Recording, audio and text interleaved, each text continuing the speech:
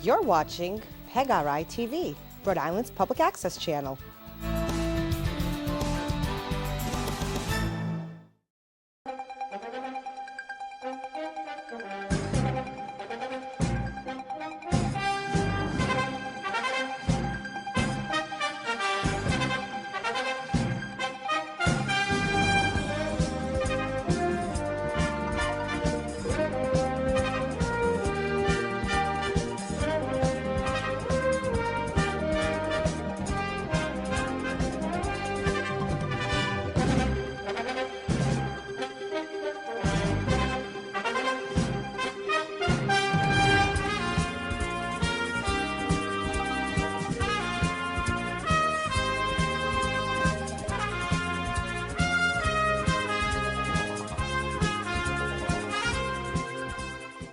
Welcome everybody to the Four Corners, brought to you by the Official Wrestling Museum. We are your host. I am Angel, and I'm joined by the Official Wrestling Museum's Hall of Famer, No life.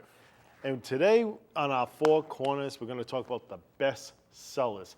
And talking about best of anything, unfortunately, there's been some passing that we want to send our condolences out to. And these guys are really the best at what the characters they play to really sell, to get you to believe into them. And we lost Sid. Best powerbomb. Absolutely. And he just, that whole angle where he came into WWE and he was working with Hogan and that psychoness, and you really believed. At that time, it wasn't psychotic. No, it was just. It was justiceness. Yeah, it was. That's true. But you just believed that, man, you did not want to mess with this guy, his size, his ability. The thing about Sid was always a name. He was always at the top of the card. You never saw him, he was always in the main event angles. And he rightfully should have been. I mean, the guy, look at him. Just look at him. I mean, the presence, he commands presence with that look. And I used to love when, I know there was a lot of knocks on his promos because he would be, his promos could be hit or miss. But I used to love when he would be dialed in. He would say, like, I am the master. I am the ruler of the world. But then there was some later on that were comical. But we also lost Viano 5. And you said the best. He said that's the best of the Vianos. You know what? I always loved the Vianos, and I thought 3 and 5 was always really good in the ring. There was also some confusion sometimes that they thought there was the same brother playing different characters, but I don't believe that. I could see Eric Bischoff doing that.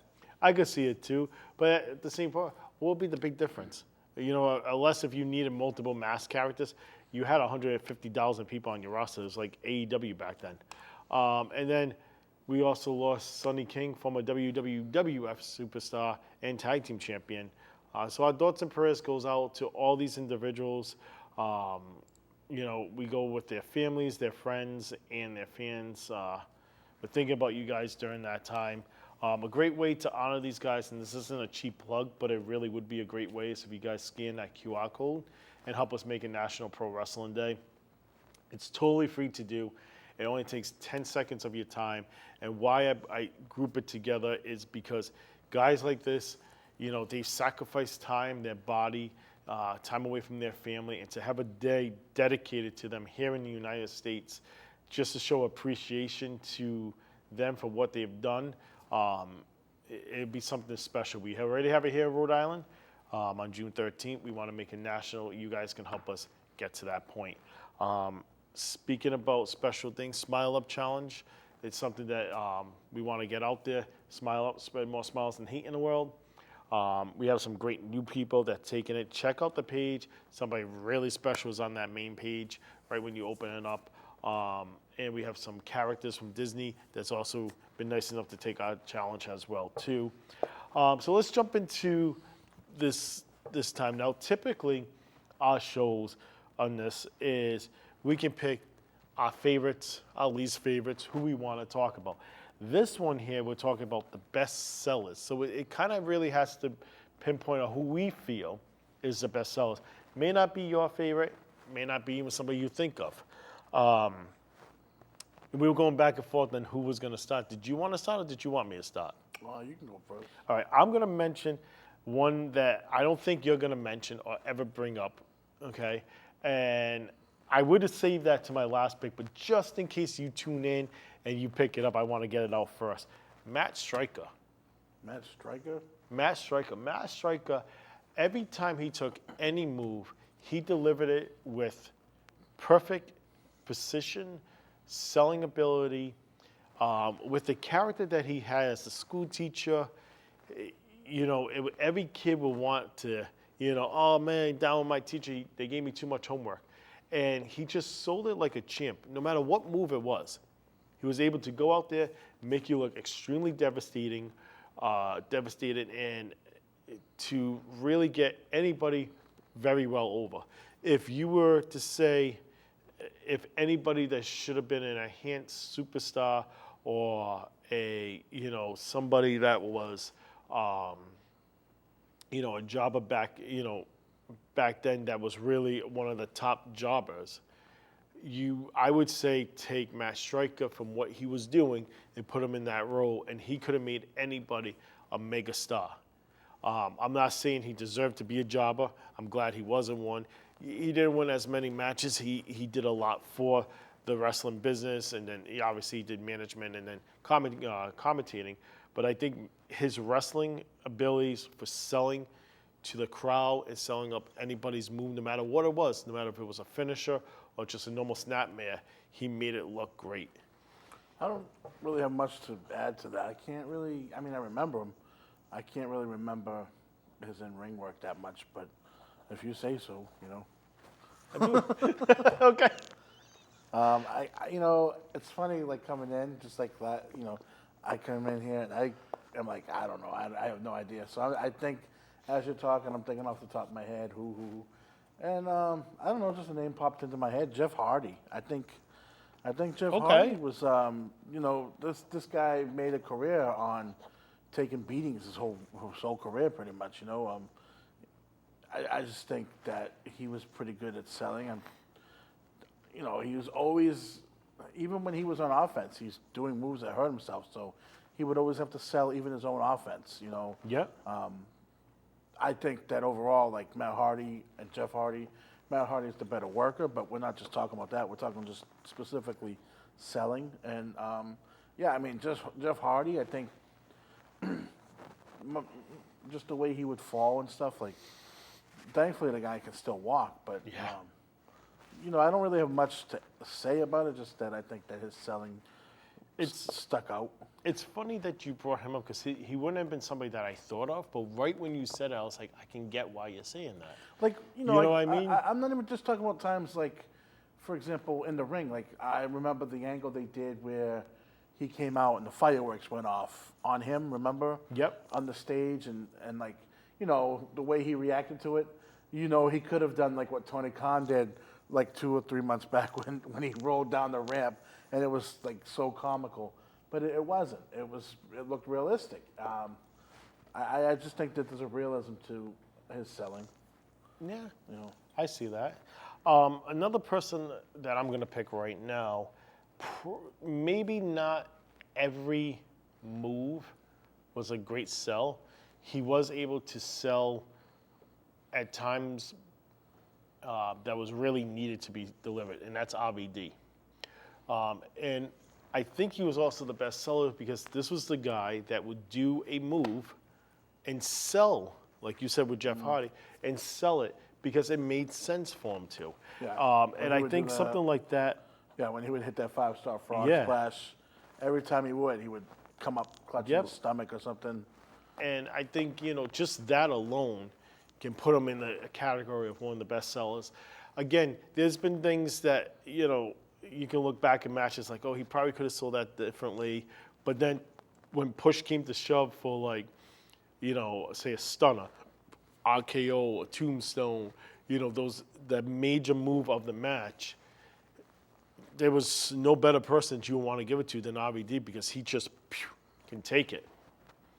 Yeah, that was a name I bounced around in my head, mainly specifically for that 5-star frog splash. And when he would hit it and then come up, he'd be holding the stomach every time. So you felt like this is going to kill him to do this, but he's going to hit it anyway, And that's a pretty good pick. My next pick, This guy is pretty much. Anytime you talk about the best of anything, this guy's probably going to be on that list. Bret the Hitman Hart. I think, you know, in his selling, even when he'd be on offense, you know, he's selling. Well, what's so funny? I don't know what's so funny about. Sorry, I thought to myself, oh, Stryker would be happy with this. And Brett's my favorite too. Stryker would be Right. happy. I'm just thinking, is he saying this because he got to use his grill? And that's what came in my head. No. But you're right though. Brett is. Yeah, even when he's like, you know, if he's getting his knee worked on or something, he's gonna sell that throughout the whole match.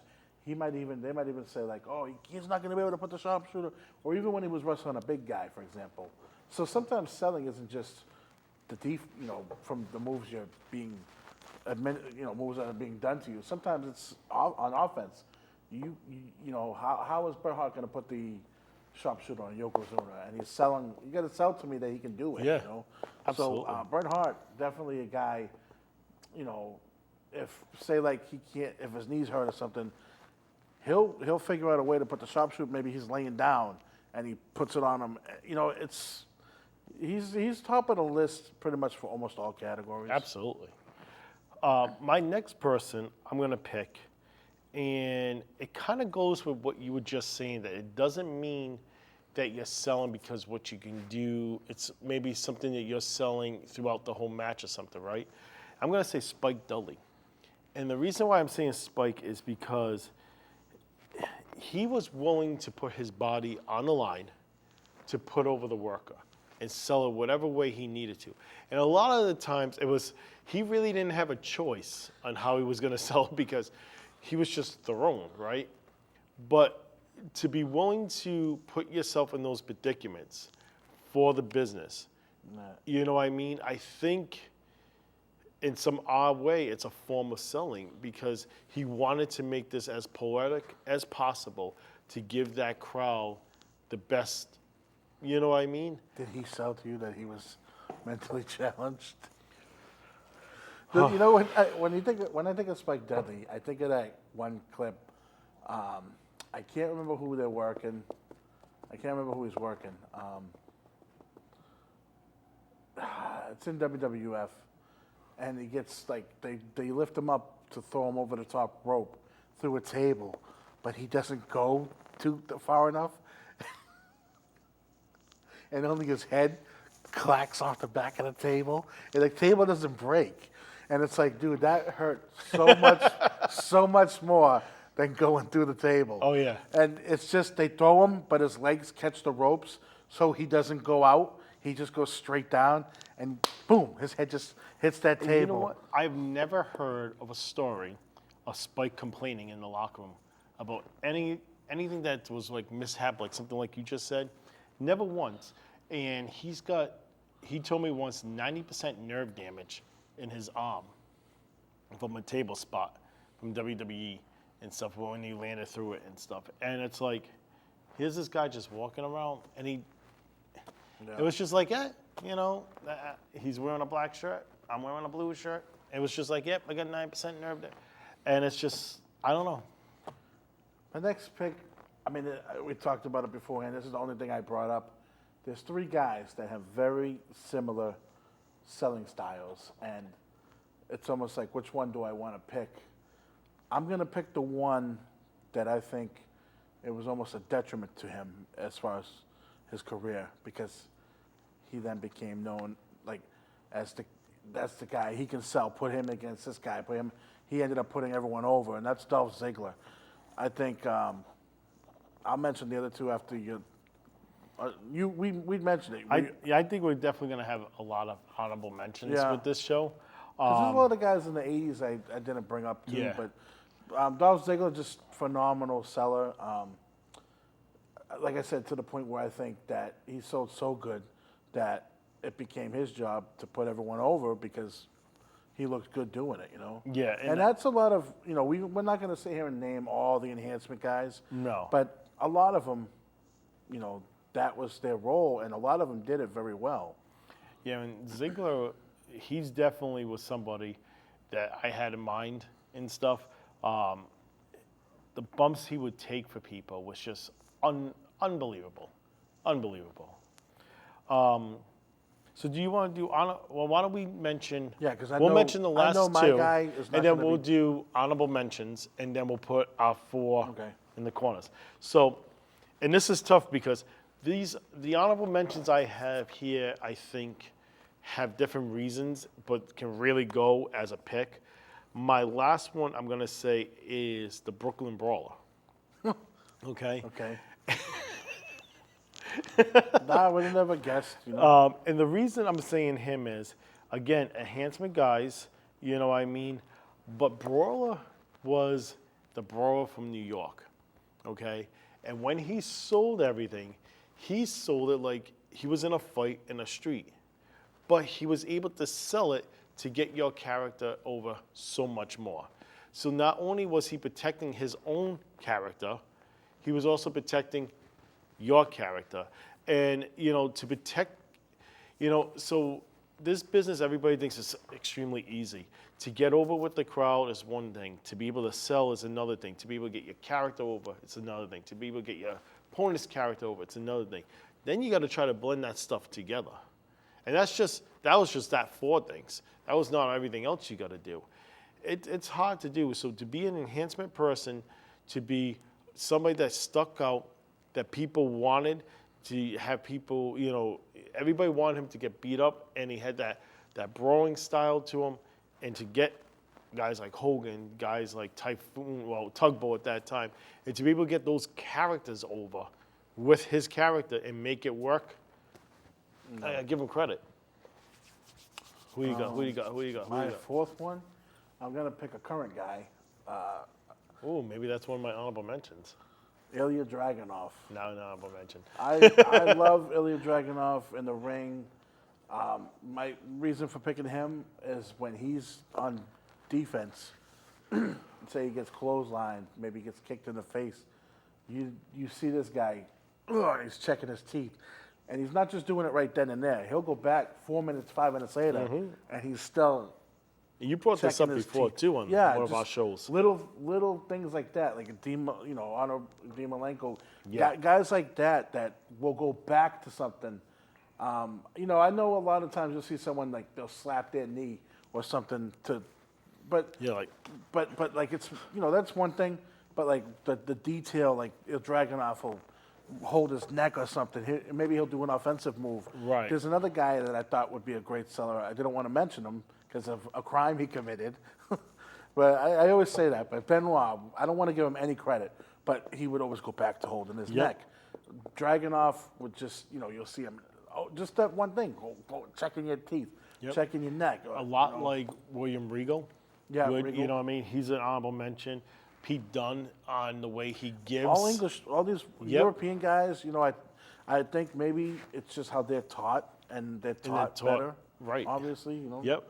Well, you also, you know, a lot of those guys, you know, you date back to professional wrestling, goes, you know, to carnivals, you know, and in that area didn't evolve where the U.S. evolved into rings and stuff, you know, at the same time. So, you know, I'm not going to say they were 20 years behind, but the time difference was different. So you have more generations learning this tradition, and they had to be like that because you had people right up against you. You know, I mean, kind of like, perfect example, if anybody knows of Beyond Wrestling, they don't have chairs in their audience. You can literally stand up to their mat, slam your hands on their mat, have a good time. There's other companies like that too. That's what's, you know, back in the day with Carnival Wrestling was. They would just have it roped off, and people were right there. So you really had to do those small details. A couple other honorable mentions for me would be Ricochet. I think he's a great seller. Austin Theories is really good at selling things and delivering it home. I will also go with a guy that you're going to be like, oh, of course, but R-Truth. But the reason why I say that is because wrestling is about getting people over. So if I was to work him in a match and his character is Lowlife, I'm going to play off the character of what I would think a low-life character would be, and then what he's bringing to the table as a low-life character. So if we're just doing a normal match and I'm not going off of anything of his character, the match isn't going to be sellable and the fans aren't going to be into it. But I got to play off his character. Just like if you're working Al Snow and he's got a mannequin head, you got to feed to that head. You got to be nervous about that head. Just like anybody that worked Undertaker with Paul Bearer, right? You have to, you're afraid of that urn, I think R-Truth is just, it's comical, but he's able to sell whatever he's doing over. 2 more honorable mentions, and then whatever you have. Bobby the Brain Heenan, Oh yeah. absolutely phenomenal at selling punches, selling In stuff, fact, he probably and should have mouthpiece. made that list. He really should have made that list. He really should have. And I'm going to go with Official Wrestling Museum Hall of Famer, a late great, a friend of ours, Chain Link. The way he sold stuff and was able to perform out there in that ring was a top of the world. I think one of the best sellers in the area. I always said he bumped like fish out of water because he just kept doing those bumps. And I asked him one time, why do you do that? He says, because aren't you questioning me about that now? He's like, I did my job. And to me, it was like, what? And I realized that one day what he meant by that. And it just, without a doubt, one of the greats. A couple honorable mentions. Eddie Guerrero, obviously. Yeah. Dean Malenko. I think that, the 2 guys I was mentioning that were like Dolph Ziggler were Billy Gunn and Kurt Hennig, 2 other great sellers. Yeah, you know what? I have a lot, like Harley Race I thought was a really great seller. The Midnight Express. I mean, there's so many guys. Who was it? Ravishing Rick Rude, I thought was really good. Yeah, it wasn't I said bad. Harley Race. There was someone else. Dr. A name that you're not going to hear too often. Dr. Tom Pritchard, I thought was a really good seller. Yeah. So, but some of these guys you only see on a limited basis. I would, as you said about Bobby Heenan, Mr. Perfect probably could have really made this list. Yeah. In all honesty, because He would have. Like I said, He it was was- him or Dolph. The only reason I picked Dolph is Kurt Hennig. I felt like him selling wasn't a detriment to his career. Yep. To Dolph, I really think it held him down some because he was such a good seller. That's what put Dolph against him. Dolph will make him look good, Yep. And, but yeah, Harley Race I think is another guy. I just remember even in his older days when he would fight when he was managing Vader. And then this guy, Shawn Michaels was my other one. Oh, too. yeah. Absolutely. Shawn Michaels, Marty Jannetty. There's a lot of guys that we probably didn't mention. Again, you're trying to think off the top of your head, so you're going to leave some out.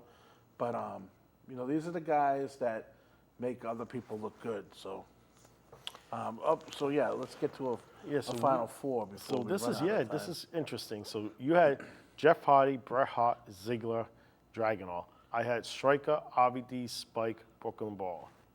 All right. So, you know me. I'm definitely fine with RVD going on there. Okay. He was a guy I had bounced around in my own head.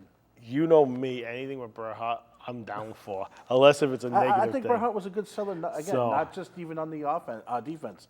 Offensively, he made me believe, okay, is this guy going to be able to get Yokozuna Yep. in that sharpshooter? There's no way. And then, Yeah, he was or really he good would at selling that chop a guy down, story. work on their legs. I know a lot of people said, oh, he would do the same type of moves and stuff. I don't care. His matches were very believable. Right, and you know what? Everybody had the same moves. set. Right. They did. You do what's and if he's comfortable. got to chop you down No. and it works, why should switch it up? I would be, Ziggler. I'd be very much for as well. Dragunov, Ziggler, I'm fine with. Like I said, I think that's what he became known for. yeah, More than anything was being a seller. And really, like I said, it just, when he's doing that so much, now he's done it so much that he's lost credibility in the sense of, okay, I don't think he's going to beat anyone because they've used him now to beat so much, Yep. putting other guys over that I think it just really did destroy his career in a way. So now we got one pole, one corner. Yeah. this is, Dragunov really sells that the injury for a long period of time. I think of I think out of all of them, the one to me that's the most in the sense of realistic, like I believe, like it's real, it's Dragunov. To me, that's the one out of all of them. Like the other guys, yes, I know it's still wrestling. Dragunov, I can believe that he's really like, oh man, I think he knocked us Yeah. loose. So I mean, I'm not saying throw him in, but I'm just saying Right. my feeling on his selling is different than everyone else because I believe he makes me believe. Like when this dude's holding his head and you can see that him wincing in pain. Like I believe this dude just got slammed on his head and he might be concussed. The way his facial mannerisms, the way his body is, like he. What about Kyrie Singh going into that table? You had to Kyrie? believe. Yeah, you had to believe that she got hurt When was that? on Monday night. Last night? Yeah, she got messed Oh up. well, yeah, but You yeah, believe that one? But no, you're right though. You know what? To be honest that with was you, legit. that was, and honestly, I don't think there was really anybody's fault on that one. I think she was supposed to go into the table. She flies, really far, and I Interesting think that we didn't say any women. I want to throw Yeah. I want to throw a shout out. Actually, I did think of it, but then I forgot. Sherry. Yeah. Sherry is someone I think absolutely. that I could make that think list. Sherry, and another one will be not because she's a Fisher Wrestling Museum Hall of Famer, but Luna Vachon. Yeah. The way she sold characters and sold people. When you're talking selling, it's not just selling the move, but it's selling everything. I would honestly go with Dragunov just because it does, that believable. Nothing against, Spike would put himself in those predicaments. Brawler would sell his character and the others. And Stryker, I think for people to understand Matt Stryker, you really have to go back and watch his matches to see what I'm talking about. Yeah, I'll be okay with Dragunov. So I think our four corners is Dragunov, Ziggler, RVD, Bret the Hitman Hart. Interesting that we didn't mention Mick Foley, but he's another guy. Yeah. Terry Funk too. Like, I mean, you could call his selling kind of crazy, but like when he would get like pile driven, and then you'd see him going like, Yep. But you know what, man? It's stuck But out. it's selling though, yeah. Yeah. When you sell, you really have to figure out that way to just get you, over and to sell your opponents. Let us know what you guys think. Let us know if maybe some of our honorable mentions should have been in without and not these other guys. If we did a good job, if you would have picked these four, if you would have done a different four. We love hearing you guys write in and giving us that input. And we'll always talk about them here on the show. Make sure you guys do that QR code. Check out RI Comic Con and TerraCon that's coming up. We will have our cameras rolling. We will be there in person, so come on over to us and stuff as well too. And yeah, this was a pretty interesting show. Got us thinking. Yeah. You know what I mean? I think as we sit and we discuss this show coming in the future, I think we're gonna be like, oh man, and we could have definitely said this, or we definitely could have said every that. time we you know what I leave- mean? every time we Every time we leave, I'm like, man, I can't believe I didn't mention so and so Yep. or so and so. And that's what I like about the show. It's kind of like on the spot. We don't really get to know too much on these Stevie shows. Richards is another one. Oh yeah, absolutely, absolutely. All right, guys. Thank you guys so much. Make sure you guys do that QR code, take our Smile Up challenge, and you know what they say. Come back next week and see what gets thrown into the corners. See you next week, folks.